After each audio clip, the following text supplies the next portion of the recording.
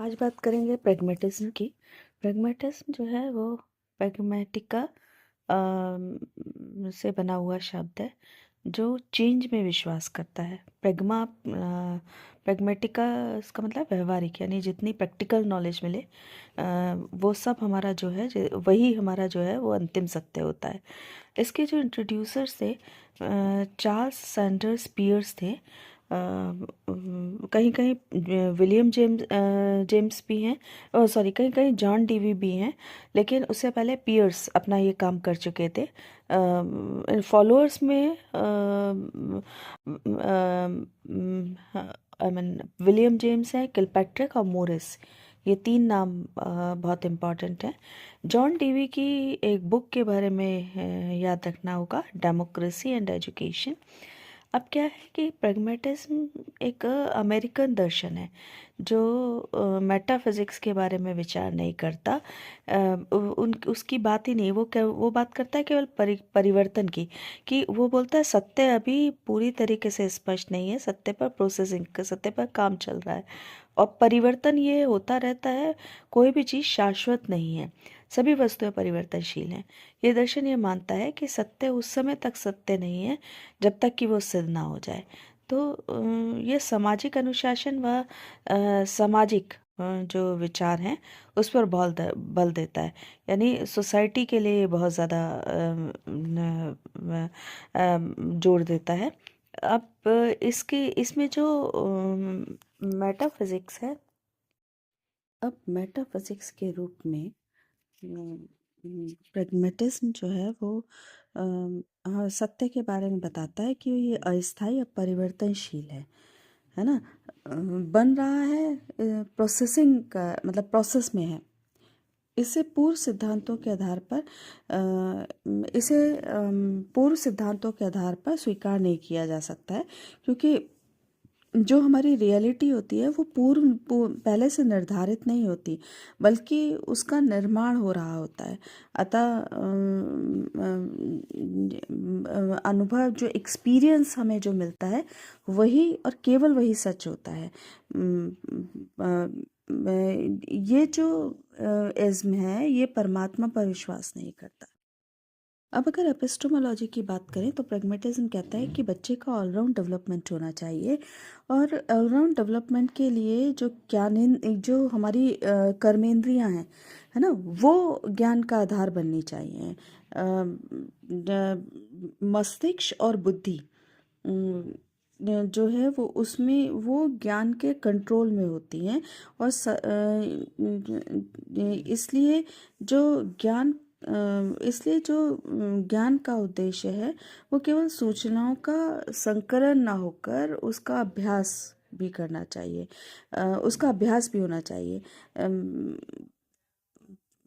दूसरी बात उन्होंने ये बात कही थी कि जो ज्ञान है वो समय के साथ परिवर्तनशील है।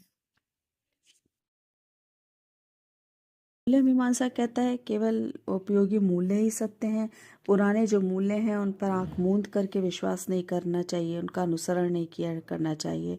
समय, स्थान और आदर्श के अनुसार मूल्य हमेशा परिवर्तित होते रहते हैं। फिर इन्होंने सिद्धांत की बात की।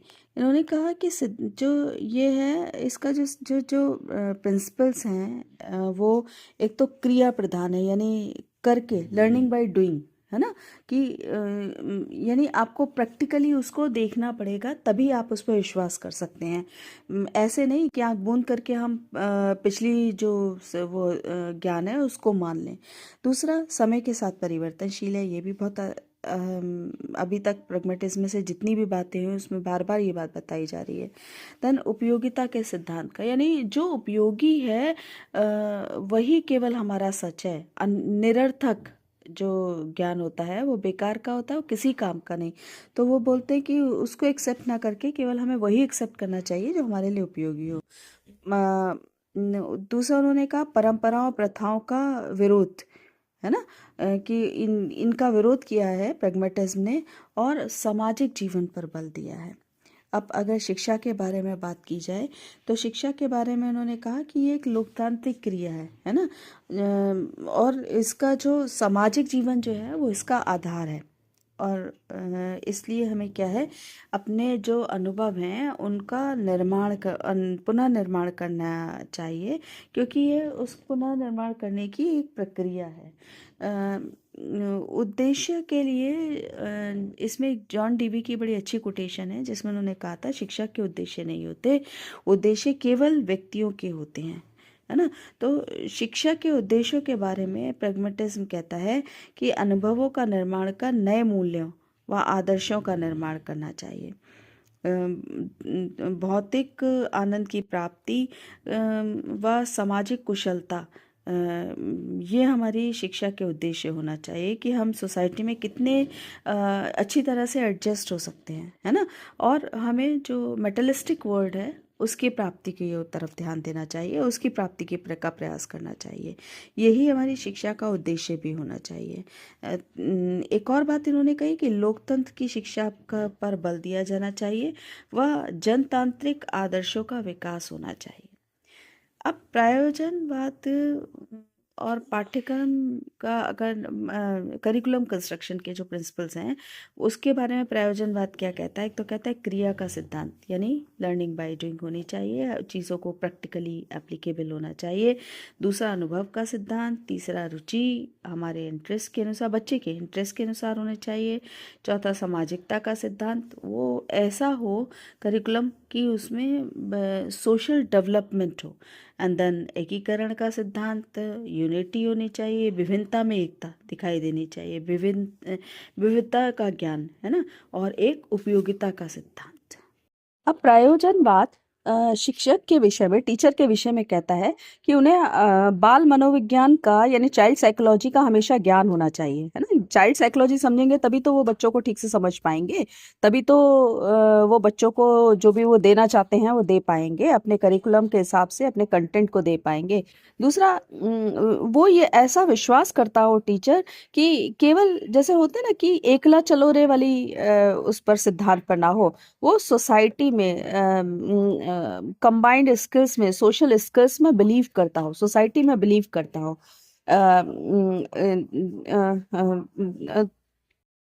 फिर बच्चों के सामने जब चाइल्ड साइकोलॉजी का ज्ञान होगा तो बच्चों के सामने कभी तो वो एक फ्रेंड बनकर आएगा, कभी वो फिलोसोफर बनकर आएगा, और कभी वो एक पर्दे के पीछे से अपनी भूमिका निभाएगा। तो यानी वो बच्चे को समझ सके और बच्चे को का की हेल्प कर सके, उसको उसके डेवलपमेंट के लिए उसके सामने स्टूडेंट्स या उसके छात्र कोई भी बात कहने में संकोच ना करें। देखिए, जो आइडियलिज्म था ना, उसमें जो था spare the rod spoil the child था, है ना। लेकिन ये प्रयोजनवाद हमसे ये कहता है कि बच्चे के इंटरेस्ट के अकॉर्डिंग एजुकेशन हो। शिक्षक की भूमिका नो डाउट बहुत महत्वपूर्ण है, लेकिन वो बच्चे के अकॉर्डिंग हो, उसे चाइल्ड साइकोलॉजी की नॉलेज हो, वो बच्चे की पर्सनालिटी को समझ सके और उसी पर्सनालिटी के अनुसार अपनी भूमिका निभा सके, तभी जो बच्चा है उसका, या जो स्टूडेंट्स है या शिक्षार्थी है, उसकी व्यक्तित्व में पूरी तरीके से निखार आ सकता है, पूरी तरीके से डेवलपमेंट हो सकता है। अब जब ये टीचर से ये एक्सपेक्ट करते हैं कि उसे बाल मनोविज्ञान का या चाइल्ड साइकोलॉजी का ज्ञान हो, तो ये उसी के अकॉर्डिंग जो टीचिंग मेथड है उसको प्रेफरेंस भी देते हैं। एक तो सबसे बड़ी बात, लैब मेथड जो है वो बड़ी महत्वपूर्ण मानते हैं। फिर लर्निंग बाय डूइंग को ये बहुत महत्वपूर्ण मानते हैं। ट्रायल एंड एरर को बहुत महत्वपूर्ण मानते हैं कि गलतियां कर करके बच्चा सीखेगा। कोरिलेशन करते हुए, यानी कंटेंट पुराने ज्ञान को से नए ज्ञान को जोड़ते हुए, या ज्ञात है तो उससे अज्ञात को जोड़ते हुए बच्चों को ऐसी विधि से पढ़ाया जाए। आगमन और निगमन, इंडक्शन मेथड और डिडक्शन मेथड पर मेथड इन्हें बहुत अच्छे से आना चाहिए। प्रॉब्लम सॉल्विंग मेथड आना चाहिए और प्रोजेक्ट मेथड आना चाहिए। यही पे एक बात और समझ लीजिए, प्रोजेक्ट मेथड के जो इंट्रोड्यूसर रहे हैं वो किलपैट्रिक रहे हैं।